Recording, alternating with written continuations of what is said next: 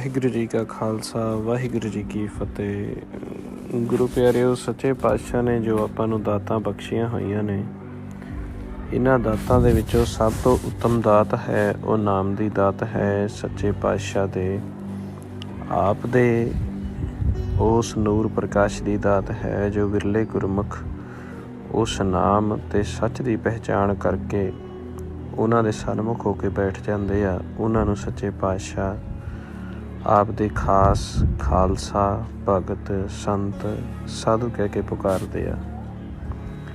ਮਹਾਰਾਜ ਨੇ ਗੁਰਬਾਣੀ ਦੇ ਵਿੱਚ ਵੀ ਫਰਮਾਨ ਕੀਤਾ ਹੋਇਆ ਹੈ, ਬਸਤਾ ਟੂਟੀ ਝੁੰਪੜੀ ਚੀਰ ਸਭ ਛਿੰਨਾ, ਜਾਤ ਨਾ ਪਾਤ ਨਾ ਆਦਰੋ ਉਦਿਆਨ ਪਰਮਿੰਨਾ, ਮਿੱਤਰ ਨਾ ਇੱਠ ਧਨ ਰੂਪਹੀਣ ਕਿਛ ਸਾਕ ਨਾ ਸਿੰਨਾ, ਰਾਜਾ ਸਗਲੀ ਸ੍ਰਿਸ਼ਟ ਕਾ ਹਰ ਨਾਮ ਮਨ ਭਿੰਨਾ, ਤਿਸ ਕੀ ਧੂੜ ਮਨ ਉਧਰੇ ਪ੍ਰਭ ਹੋਏ ਸੁਪ੍ਰਸੰਨਾ।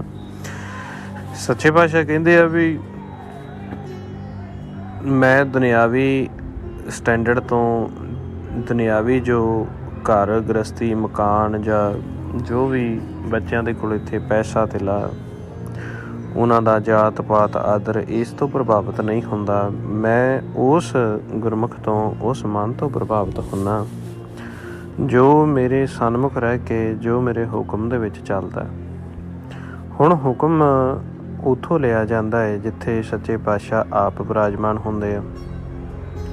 ਅਤੇ ਮਹਾਰਾਜ ਨੇ ਗੁਰਬਾਣੀ ਵਿੱਚ ਆਪਾਂ ਨੂੰ ਸਮਝਾਇਆ ਕਿ ਸੱਚੇ ਪਾਤਸ਼ਾਹ ਤੁਹਾਡੇ ਸਰੀਰ ਦੇ ਵਿੱਚ, 10ਵੇਂ ਘਰ ਦੇ ਵਿੱਚ, 10ਵਾਂ ਘਰ ਜਿਹੜਾ ਕਿ ਆਕਾਰ ਤੋਂ, ਵਿਚਾਰ ਤੋਂ, ਦੁਨਿਆਵੀ ਆਕਾਰ ਅਤੇ ਵਿਚਾਰ ਤੋਂ ਰਹਿਤ ਹੈ, ਔਰ ਉਹ ਪ੍ਰਕਾਸ਼ ਰੂਪ ਤੁਹਾਡੇ ਚੌਗਿਰਦੇ ਸਮਾਇਆ ਹੋਇਆ।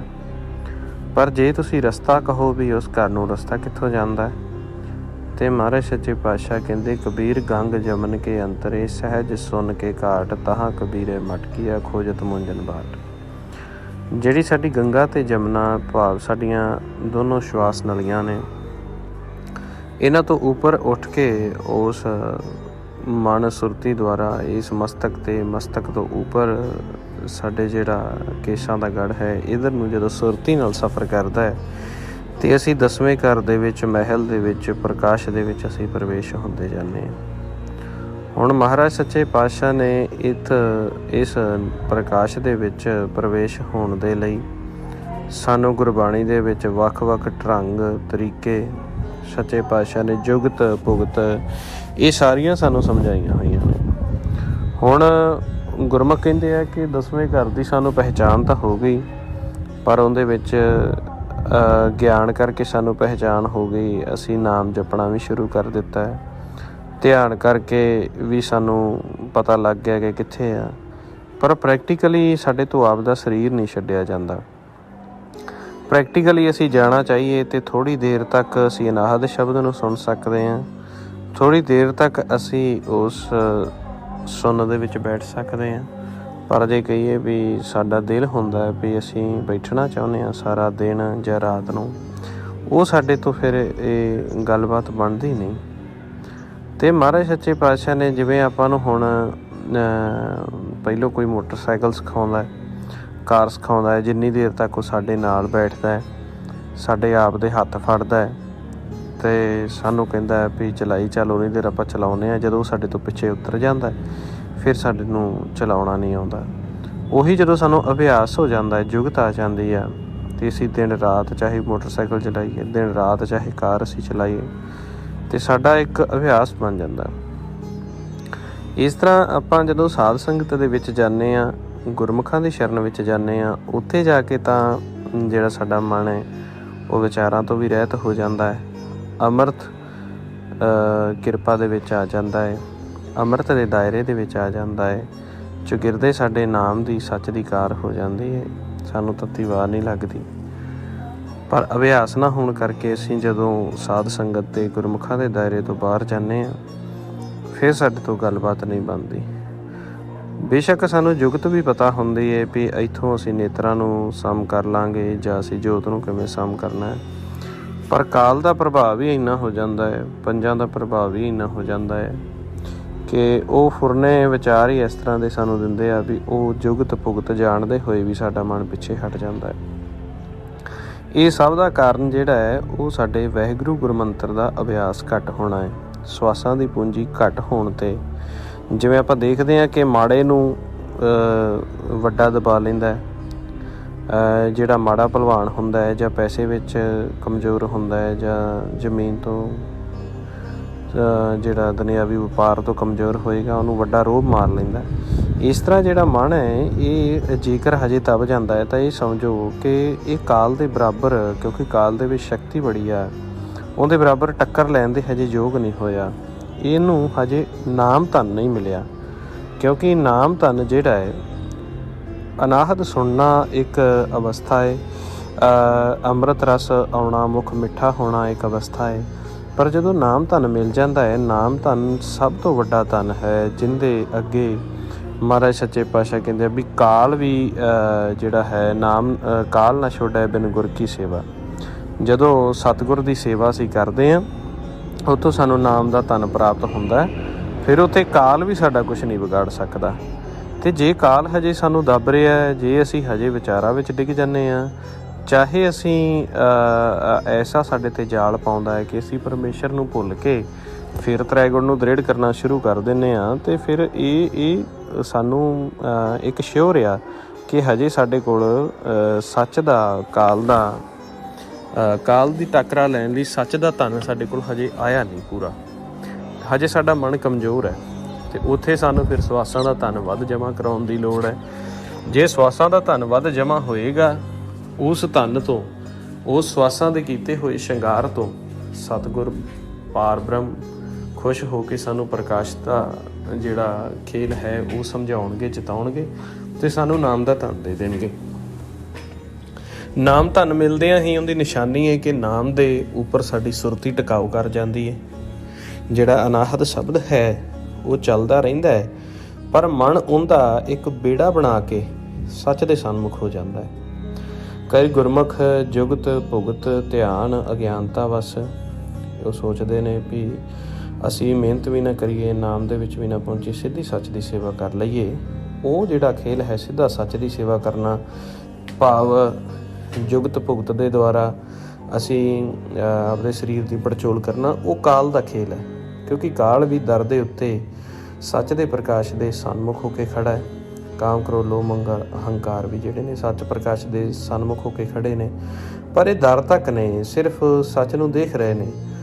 ਜੋ ਉਹਨਾਂ ਦਾ ਖਜ਼ਾਨਾ ਨਾਮ ਦਾ ਹੈ ਉਹਦੇ ਤੱਕ ਇਹ ਪਹੁੰਚੇ ਨਹੀਂ। ਇਸ ਕਰਕੇ ਹੀ ਜਿਨ੍ਹਾਂ ਦੇ ਕੋਲ ਨਾਮ ਦਾ ਖਜ਼ਾਨਾ ਆ ਜਾਂਦਾ ਹੈ ਉਹ ਇਹਨਾਂ ਨੂੰ ਕਾਬੂ ਕਰ ਲੈਂਦਾ ਹੈ, ਕਿਉਂਕਿ ਸੱਚ ਦੇ ਸਨਮੁਖ ਤਾਂ ਇਹ ਵੀ ਹੈ ਅਤੇ ਸੱਚ ਦੇ ਸਨਮੁਖ ਗੁਰਮੁਖ ਵੀ ਨੇ।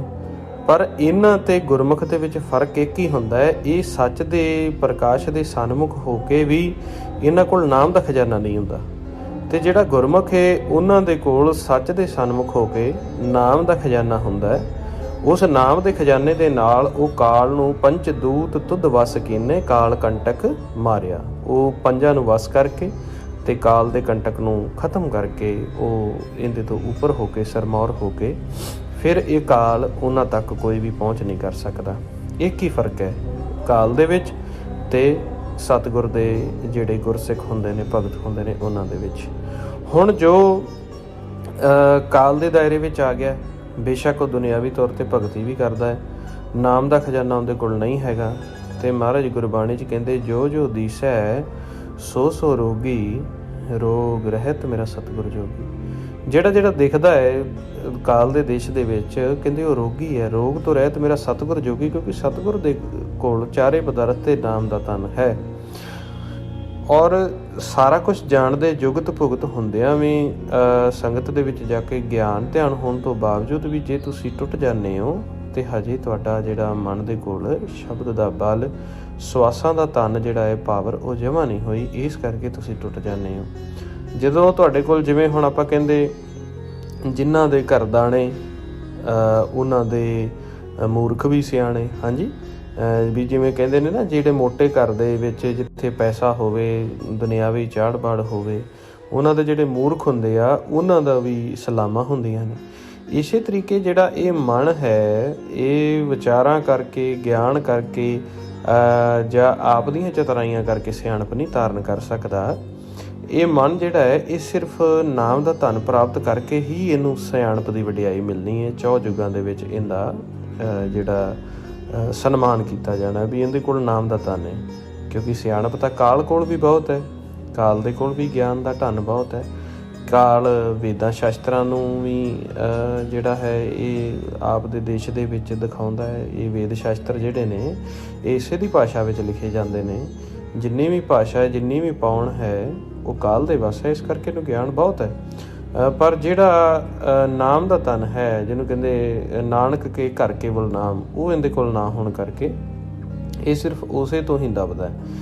ਇਸ ਤਰ੍ਹਾਂ ਫਿਰ ਜਦੋਂ ਗੁਰਮੁਖ ਸਹਿਜ ਦੇ ਵਿੱਚ ਜਾ ਕੇ ਜਦੋਂ ਅਸੀਂ ਮਸਤਕ 'ਤੇ ਮਣੀ 'ਤੇ ਪ੍ਰਕਾਸ਼ ਹੈ ਜਿੱਥੇ, ਇੱਥੋਂ ਸਾਡੀ ਸੁਰਤੀ ਜਦੋਂ ਉੱਪਰ ਉੱਠਦੀ ਹੈ ਤਾਂ ਉੱਪਰੋਂ ਫਿਰ ਸਾਨੂੰ ਉਸ ਨਾਮ ਦੀ ਗੂੰਜ ਪੈਦਾ ਹੋ ਜਾਂਦੀ ਹੈ।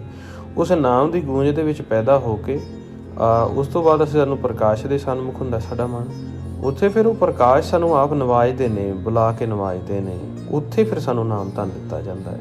ਇੱਕ ਨਾਮ ਦੀ ਧੁਨ ਸੁਣਨੀ, ਇੱਕ ਉਸ ਤੋਂ ਬਾਅਦ ਧੁਨ ਤੋਂ ਬਾਅਦ ਸੱਚ ਦੀ ਸੇਵਾ ਕਰਨੀ। ਫਿਰ ਸੱਚ ਸਾਨੂੰ ਆਪ ਆਵਾਜ਼ ਦਵਾ ਕੇ ਆਪ ਉਹ ਬੁਲਾ ਕੇ ਖੋਲ ਕਵਾੜਾ ਮਹਿਲ ਬੁਲਾਇਆ, ਜੈਸਾ ਸਾ ਤੈਸਾ ਦਿਖਲਾਇਆ। ਉਹ ਆਪ ਫਿਰ ਸਾਨੂੰ ਨਵਾਜਦੇ ਨੇ। ਜਿਵੇਂ ਇਹ ਤੇ ਸਾਨੂੰ ਦੁਨਿਆਵੀ ਰੂਪ ਦੇ ਵਿੱਚ ਸਿਰਪਾਓ ਦਿੱਤਾ ਜਾਂਦਾ ਹੈ, ਨਵਾਜਿਆ ਜਾਂਦਾ ਹੈ, ਸਾਡੀ ਸੋਭਾ ਕੀਤੀ ਜਾਂਦੀ ਹੈ ਜਦੋਂ ਸਾਨੂੰ ਕੋਈ ਸਤਿਕਾਰ ਦਿੰਦਾ ਹੈ।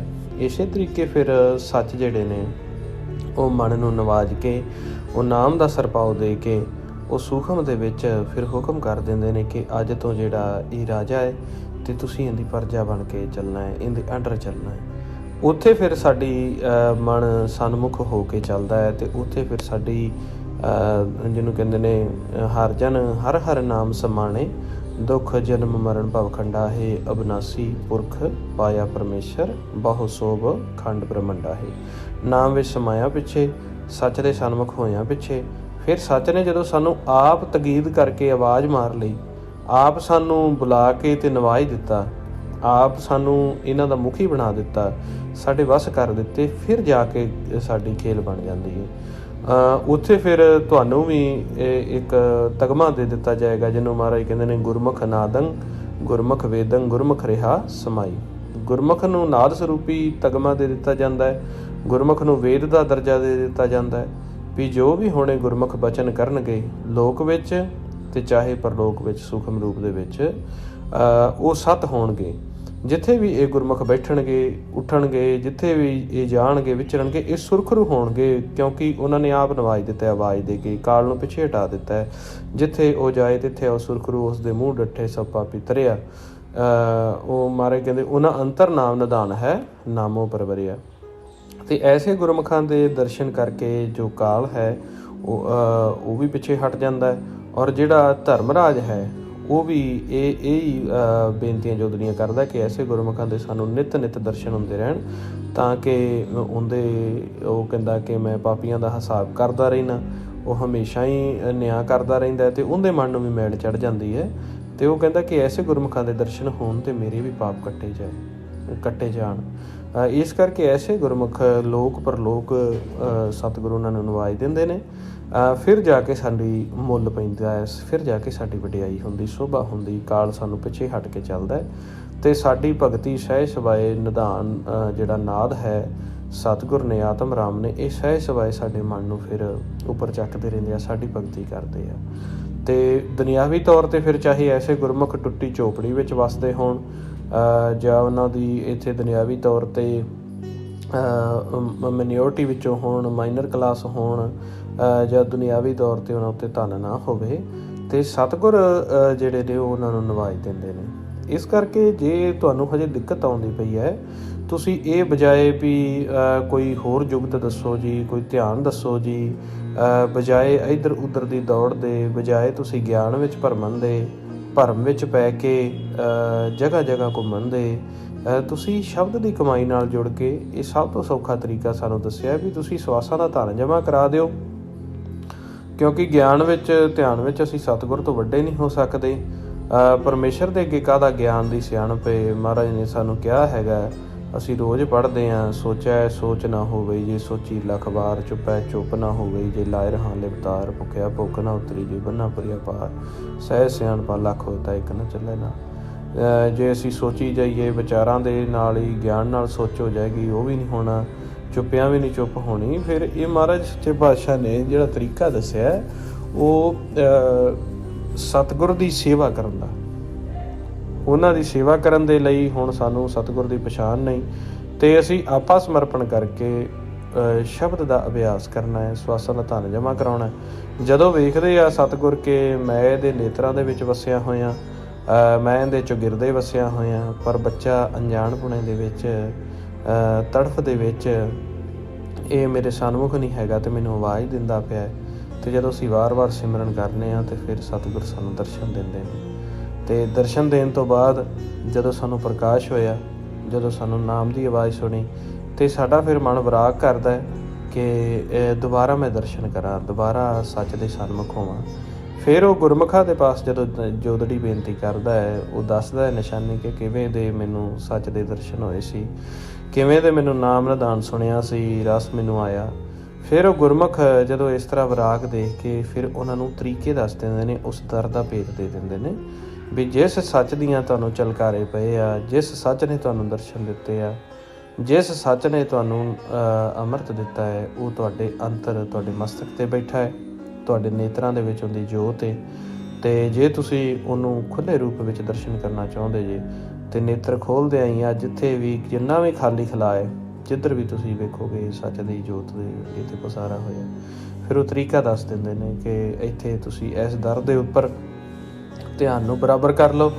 ਧਿਆਨ ਨੂੰ ਬਰਾਬਰ ਕਰੋਗੇ, ਕਿਹੜੇ ਧਿਆਨ ਨੂੰ ਬਰਾਬਰ ਕਰਨਾ ਕਿ ਤੁਹਾਡਾ ਧਿਆਨ ਜਿਹੜਾ ਵਿਚਾਰਾਂ ਵਿੱਚ ਬਿਖਰ ਗਿਆ, ਸੁਰਤੀ ਤੁਹਾਡੀ ਜਿਹੜੀ ਹੈ ਜਿਹਨੇ ਮਾਲਕ ਦੇ ਦਰਸ਼ਨ ਕਰਨੇ ਨੇ, ਉਹ ਪੰਜਾਂ ਦੇ ਨਾਲ ਰਲ ਕੇ ਰੋਮਾਂ ਦੇ ਵਿੱਚ ਸਮਾ ਗਈ। ਉਹ ਸਰੀਰ ਦੇ ਵਿੱਚ ਜਿਹੜੀ ਆ ਉਹ ਇੱਧਰ ਧਿਆਨ ਹੋ ਗਿਆ ਹੁੰਦਾ, 9 ਦਰਵਾਜ਼ਿਆਂ ਵਿੱਚ ਧਿਆਨ ਹੋ ਗਿਆ। ਉਸੇ ਧਿਆਨ ਸੁਰਤ ਨੂੰ ਇਕੱਠਾ ਕਰਨ ਦੇ ਲਈ ਫਿਰ ਉਹ ਤਰੀਕਾ ਦੱਸ ਦਿੰਦੇ ਆ। ਤਰੀਕਾ ਪੁੱਛਣ ਤੋਂ ਬਾਅਦ ਫਿਰ ਜਦੋਂ ਅਸੀਂ ਜਿਹੜੇ ਸੱਚ ਦੇ ਸਾਨੂੰ ਸਿਮਰਨ ਕਰਦੇ ਹਾਂ, ਦਰਸ਼ਨ ਹੋਏ ਸੀ, ਸਾਨੂੰ ਰਸ ਆਇਆ ਸੀ, ਸਾਨੂੰ ਝਲਕਾਰ ਪਈ ਸੀ, ਜਦੋਂ ਫਿਰ ਉਹਨਾਂ ਤੋਂ ਤਰੀਕਾ ਲੈ ਕੇ ਅਸੀਂ ਦਰ ਦੇ ਉੱਪਰ ਫਿਰ ਬੈਠਦੇ ਹਾਂ ਅਤੇ ਉਹ ਤੋਂ ਫਿਰ ਸੱਚਾ ਪਾਤਸ਼ਾਹ ਸਾਨੂੰ ਦਰਸ਼ਨ ਦਿੰਦਾ ਹੈ।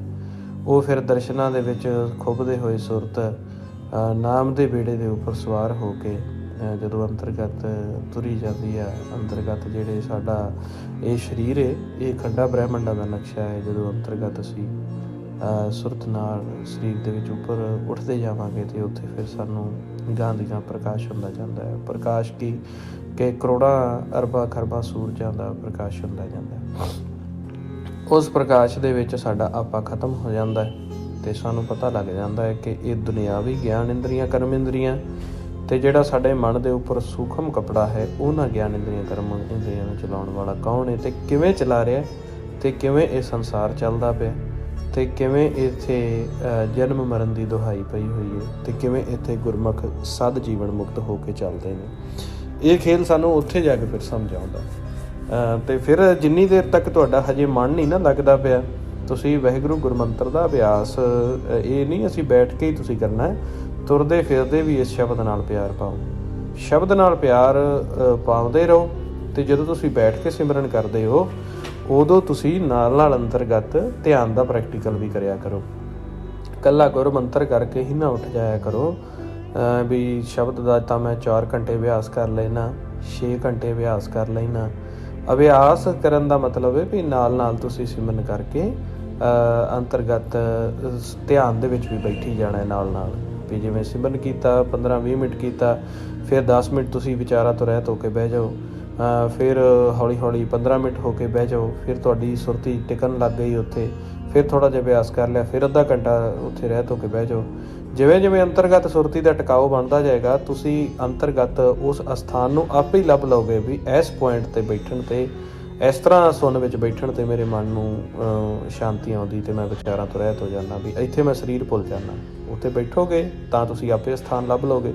ਫਿਰ ਤੁਹਾਡਾ ਦਿਲ ਹੋਵੇਗਾ ਕਿ ਬਜਾਏ ਮੈਂ ਜ਼ੋਰ ਲਾਉਣ ਦੇ, ਬਜਾਏ ਮੈਂ ਇੱਧਰ ਗਿਆਨ, ਧਿਆਨ ਅਤੇ ਭੱਜ ਦੌੜ ਕਰਨ ਦੇ, ਇਸੇ ਪੁਆਇੰਟ 'ਤੇ ਬਹਿ ਜਾ। ਉਸ ਪੁਆਇੰਟ 'ਤੇ ਤੁਸੀਂ ਬੈਠੋਗੇ, ਜਿਹੜਾ ਸਾਡੇ ਘਰ ਦੇ ਦਰ ਦੀ ਨਿਸ਼ਾਨੀ ਹੈ, ਉੱਥੋਂ ਦਾ ਇੱਕ ਇਹ ਨਿਸ਼ਾਨੀ ਹੈ ਵੀ ਤੁਹਾਨੂੰ ਵਿਚਾਰ ਨਹੀਂ ਆਏਗਾ, ਅਤੇ ਤੁਹਾਡੀ ਲਗਾਤਾਰ ਉੱਥੇ ਮਨ ਨੂੰ ਨਾਮ ਦੀ ਭਗਤੀ ਕਰ ਕਰਕੇ ਬਲ ਮਿਲਦਾ ਜਾਏਗਾ।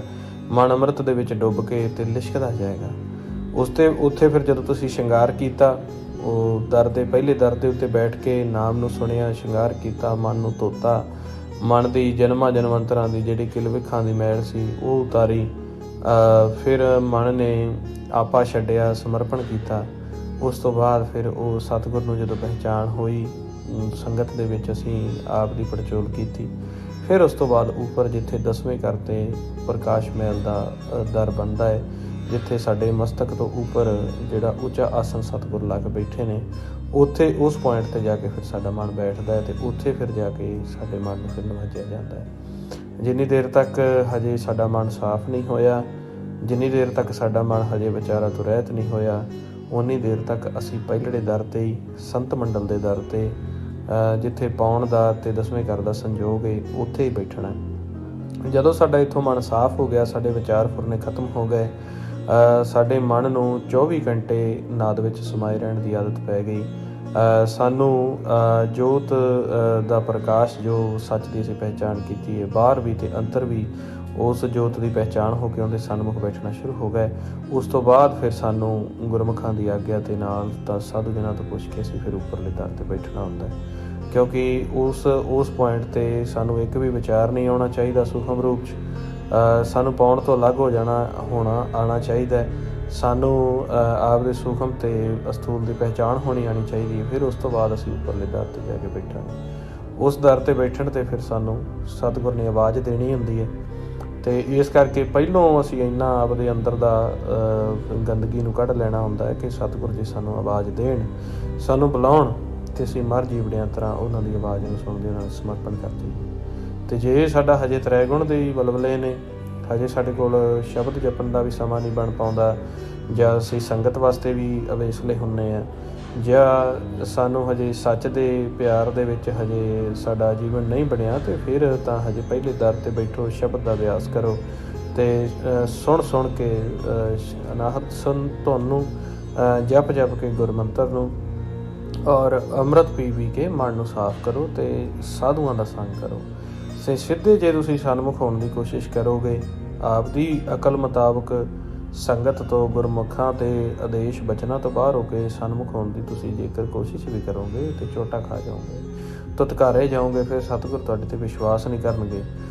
ਪਹਿਲੋਂ ਹੀ ਅਸੀਂ ਬੜੇ ਯੁਗਾਂ ਬਾਅਦ ਸਤਿਗੁਰ ਨੇ ਸਾਡੇ 'ਤੇ ਵਿਸ਼ਵਾਸ ਕਰਕੇ ਅਤੇ ਸਾਨੂੰ ਇਹ ਗੁਰੂ ਗ੍ਰੰਥ ਸਾਹਿਬ ਜੀ ਦੀ ਬਾਣੀ ਦੇ ਰਾਹੀਂ, ਗੁਰਮੁਖਾਂ ਦੀ ਅਗਵਾਈ ਦੇ ਰਾਹੀਂ ਰਸਤਾ ਦਿੱਤਾ ਹੈ। ਅਤੇ ਜੇ ਹੁਣ ਕਿਤੇ ਅਸੀਂ ਤੁਤਕਾਰੇ ਗਏ ਤਾਂ ਫਿਰ ਨਹੀਂ ਵੇਲਾ ਇਹ ਹੱਥ ਹੋਣਾ।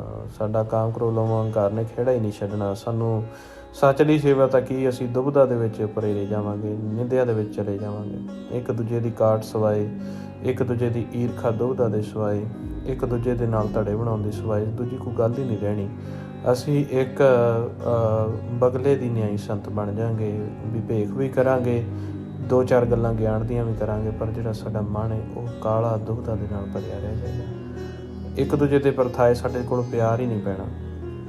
ਇਸ ਤਰ੍ਹਾਂ ਮਹਾਰਾਜ ਨੇ ਫਿਰ ਜਿਹੜਾ ਸਾਨੂੰ ਤਰੀਕਾ ਦੱਸਿਆ, ਜਿਵੇਂ ਆਪਾਂ ਪਹਿਲੀ, ਫਿਰ ਦੂਜੀ, ਤੀਜੀ, ਚੌਥੀ, ਹੌਲੀ ਹੌਲੀ ਫਿਰ ਆਪਾਂ ਬੈਚਲਰ ਦੇ ਵਿੱਚ, ਮਾਸਟਰ ਦੇ ਵਿੱਚ, PhD ਦੇ ਵਿੱਚ ਜਾਂਦੇ ਹਾਂ। ਇਸ ਤਰ੍ਹਾਂ ਫਿਰ ਜੋ ਗੁਰਬਾਣੀ ਦੇ ਵਿੱਚ ਸਾਨੂੰ ਤਰੀਕਾ ਦੱਸਿਆ, ਵੀ ਪਹਿਲਾਂ ਗੁਰਮੰਤਰ ਅਤੇ ਅਨਾਹਤ ਸ਼ਬਦਾਂ ਦੇ ਨਾਲ ਗਿਆਨ ਦੁਨਿਆਵੀ ਰੂਪ ਦੇ ਵਿੱਚ ਜਿਹੜਾ ਕਥਾ ਗਿਆਨ ਦੇ ਨਾਲ ਮਨ ਨੂੰ ਧੋ ਲੈਣਾ ਹੈ, ਫਿਰ ਅੰਮ੍ਰਿਤ ਰਸ ਨਾਲ ਮਨ ਨੂੰ ਧੋ ਲੈਣਾ ਹੈ, ਫਿਰ ਸੁਣ ਦੇ ਵਿੱਚ ਸਮਾ ਕੇ ਮਨ ਨੂੰ ਧੋ ਲੈਣਾ ਹੈ, ਫਿਰ ਸੁਣ ਵਿੱਚ ਸਮਾ ਕੇ ਅੱਗੇ ਸ਼ਬਦ ਜੋ ਸੁਖਮ ਦੇ ਵਿੱਚ ਚੱਲਦਾ ਹੈ ਉਹਦੇ ਵਿੱਚ ਬੈਠ ਕੇ ਮਨ ਨੂੰ ਧੋ ਲੈਣਾ ਹੈ।